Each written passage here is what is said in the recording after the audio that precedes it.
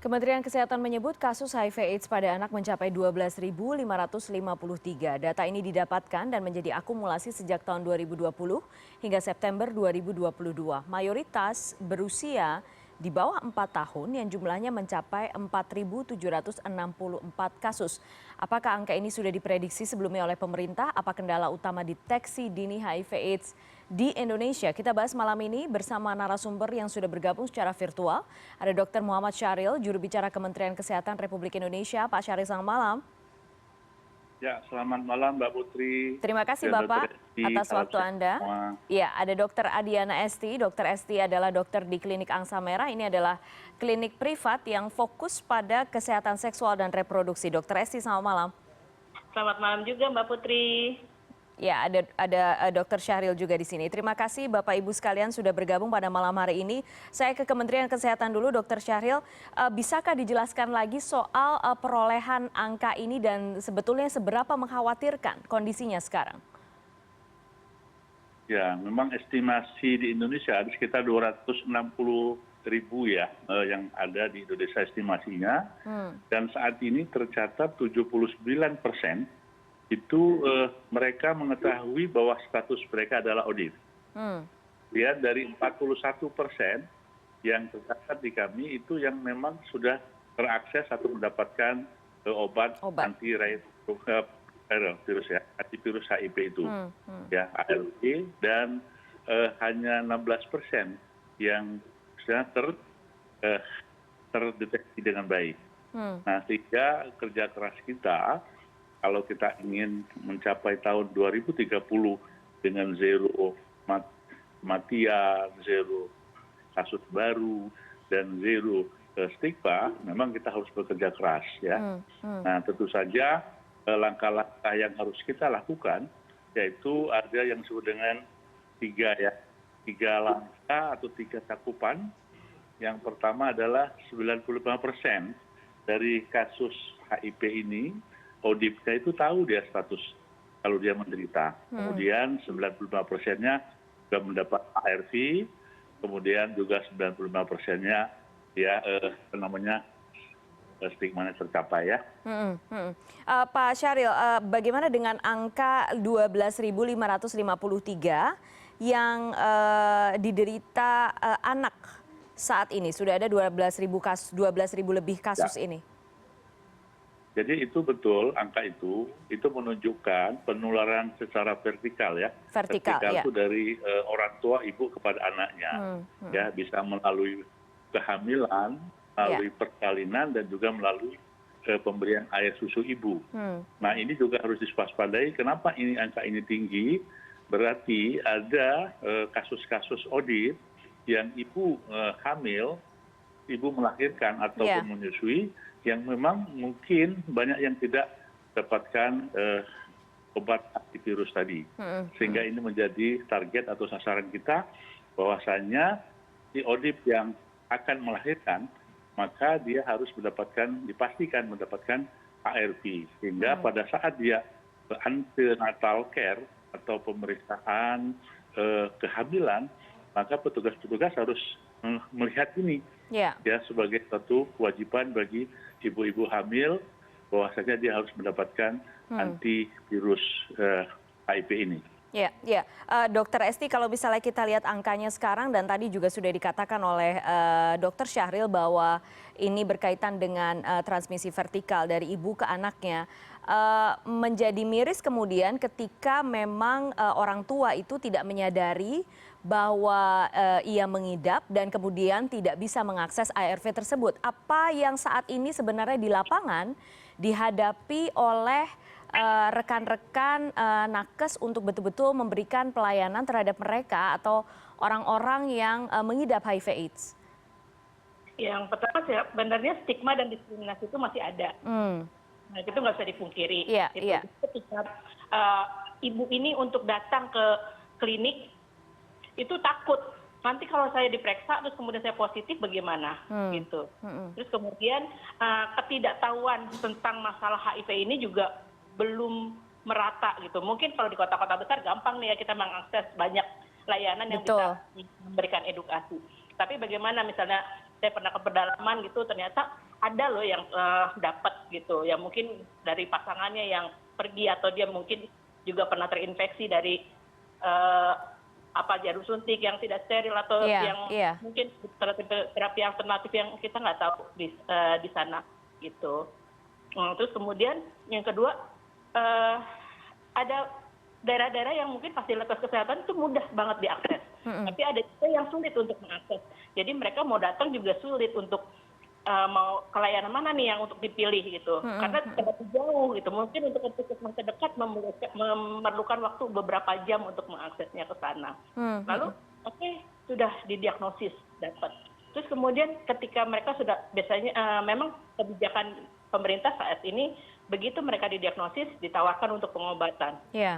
Yang kesulitan berikutnya adalah ketika mereka harus kontrol karena ya tadi masalah jauh gitu kan. Oke, Dokter Esti, apakah memang betul saat ini ada peningkatan di mereka di kalangan anak untuk yang mengidap HIV/AIDS?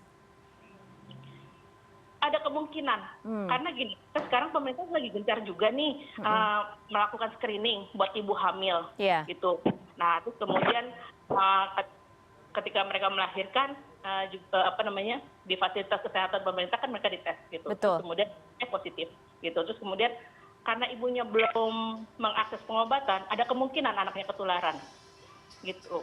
Terus udah gitu sekarang juga ada kepedulian juga untuk melihat gimana sih kesehatan anak. Jadi anak tuh atau kesehatannya kalau misalnya terjadi hambatan dari pertumbuhan, salah satu sebabnya adalah infeksi HIV ini. Iya. Dokter Syahril, apakah dari 12 ribuan kasus atau anak yang mengidap HIV/AIDS ini kemudian seluruhnya sudah mendapatkan akses ke ARV, dokter, atau masih berapa persennya?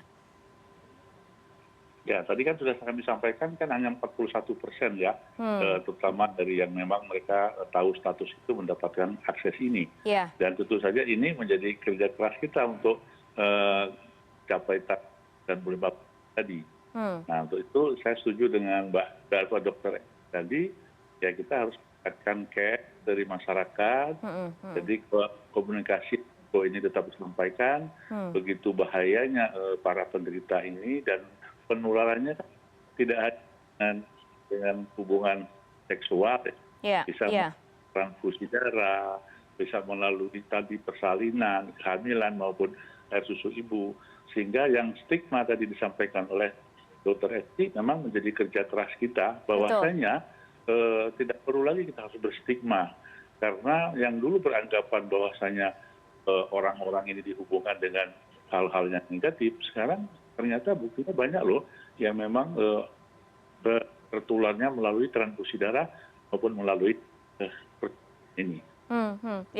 Dokter Syahril, kalau misalnya kita bicara soal stigma itu tadi, di sini kan kemudian ada porsi Kementerian Kesehatan yang untuk bisa memberikan edukasi gitu ya kepada masyarakat. Mungkin dari fasilitas kesehatan yang paling bawah, yang paling dekat dengan masyarakat, misalnya puskesmas. Bagaimana sejauh ini edukasi itu berjalan, dokter? Ya, di Kementerian Kesehatan mempunyai program yang disebut dengan promosi kesehatan ya. Nah, kesehatan ini dilakukan dari bawah sampai ke atas. Yang bawah itu artinya ke masyarakat langsung, kemudian ke puskesmas dan sampai ke rumah sakit. Nah, promosi kesehatan inilah pesan-pesan HIV/AIDS di mana salah satunya stigma harus disampaikan, kita lakukan. Tetapi yang paling penting bukan hanya promosi kesehatan, tapi bagaimana orang-orang stakeholder yang terkait ini harus berperan. Contoh masyarakat, agama, kemudian kelompok-kelompok dukungan sebaya ini gitu ya. Betul. Itu salah satu bentuk memang mereka harus diajak terlibat agar masuk program HIV ini, baik dari pencegahan, pengobatan, baik ke stigmatisasi ini harus digarap secara bersama-sama gitu loh. Iya betul. Dokter Esti, yang juga menjadi permasalahan yang seringkali muncul di kalangan orang tua ketika anak mereka mengetahui mereka mengidap HIV/AIDS kemudian menular ke anaknya, itu kemudian ada pikiran bahwa ini adalah akhir dari segalanya. Bagaimana pendapat Anda tentang ini, Dokter Esti? Enggak sih, gitu. masih ada kemungkinan anak ini diberikan pengobatan yang baik, diberikan kontrol yang baik juga, dan harapan hidup anaknya bisa bagus gitu. Dan kalau misalnya pengobatannya bagus, kontrolnya bagus. Begitu juga dengan orang tuanya. Nah, kalau apalagi gini, kalau misalnya orang tuanya kena juga, terus anaknya kena juga, itu bisa sama-sama saling mendukung. Yuk minum obatnya bisa bareng-bareng, gitu. Dan kontrolnya bisa bareng-bareng. Kalau anak, kalau misalnya dia sendirian yang minum obat dan dia sendirian diambil darahnya, biasanya kan ketakutan, males, dan lebih besar kemungkinan putusnya gitu. Tapi kalau dua-duanya saling dukung, kemudian pengobat bagus, mereka juga bisa untuk sebenarnya mereka bisa berprestasi juga kalau di kesempatan yang cukup besar juga untuk mereka. Dokter, seperti yang tadi disampaikan oleh Dr. Syahrir, juru bicara Kemenkes, baru sekitar 40% ya yang mendapatkan akses kepada ARV. Secara teknis, apa yang kemudian harus dilakukan oleh mereka setelah katakanlah mereka terdiagnosa mengidap HIV/AIDS, Dr. Esti? Yang paling cepat adalah mereka harus segera mendapatkan pengobatan itu. Gitu. Memang sekarang kendalanya adalah obat untuk anak-anak cukup sulit ya, besar, kemudian apa namanya? Sulitnya bagaimana, dokter? Di lapangan seperti apa? Sulitnya karena gini, kan dosis anak obat untuk anak itu terbatas.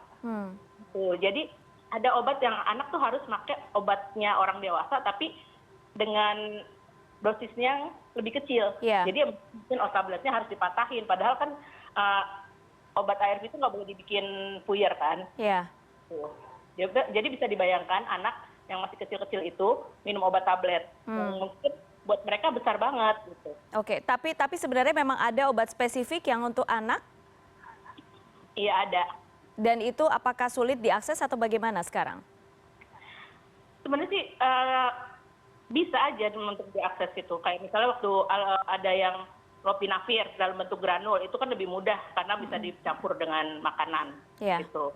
Atau misalnya ya ada obat yang ukurannya cukup kecil kayak nevirapin tuh cukup kecil, itu juga lebih mudah untuk ditelan oleh anak gitu. Tapi misalnya obatnya tabletnya lebih besar ya susah untuk diberikan. Ya, jadi menurut Anda saat ini kendala yang terjadi sebenarnya apa sampai kemudian baru 40% yang bisa mengakses ARV itu? ARV untuk anak terutama. Ya, itu tadi masalah ukuran ya untuk anak-anak. Terus kemudian yang kedua yang mungkin kalau di daerah itu juga sama kendalanya. Anak-anak juga sulit untuk bisa ke rumah sakit atau ke fasilitas kesehatan untuk mendapatkan pengobatan, kontrol itu sulit gitu. Kalau di Jakarta mungkin akan lebih mudah, tapi kalau di daerah mungkin akan lebih sulit. Dokter Syahril, ada masukan seperti itu bagaimana Kementerian Kesehatan atau Kementerian Kesehatan juga sudah melihat potensi ini sebenarnya sehingga yang bisa mengakses baru sekitar 40% itu? Ya, jadi ini kan artinya tiga cakupan yang harus kita lakukan sampai tahun 2030 tadi 90% mereka tahu statusnya, kemudian 95% dia didapat seperti ARV. Nah saat ini baru 41%, berarti ada sekitar 59% yang memang belum mendapatkan obat. Macam-macam artinya. Paling pokok saat ini nomor satu sebetulnya adalah stigma sebetulnya ya. Jadi stigma bagi penderita dan keluarga sehingga mereka enggan untuk melakukan datang lagi ke fasilitas kesehatan. Dan juga tentu saja supaya diketahui obat antivirus ini berlangsung seumur hidup panjang sehingga ya kita bosan kadang-kadang lain kita sampaikan pada masyarakat.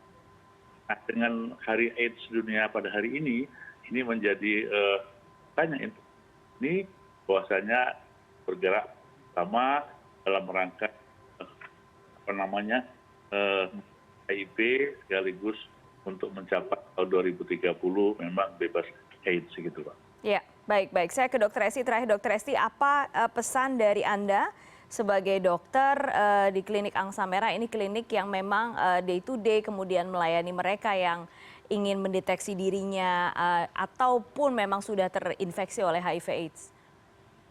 Ya, pesannya adalah agar semua orang tuh bisa lebih mudah untuk mengakses pemeriksaan, mengakses pengobatan. Terus kemudian untuk mereka yang terdiagnosis positif, jangan menstigma dirinya sendiri. Dan orang-orang lingkungan sekitarnya juga jangan menstigma, menghakimi orang-orang dengan HIV ini. Mungkin tadi anak-anak ini kan dia tidak tahu dan tidak minta dilahirkan dengan HIV positif kan. Nah, perlu dibantu untuk mereka juga bisa mengakses pengobatan. Jangan distigma, jangan didiskriminasi atau dibedakan, jadi mereka tidak sulit untuk berkembang. Itu. Baik.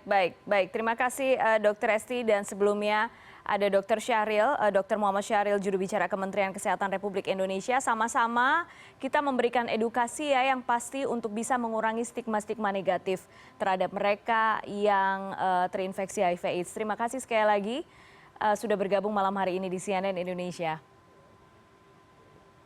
Selamat malam. Salam sehat. Terima kasih juga.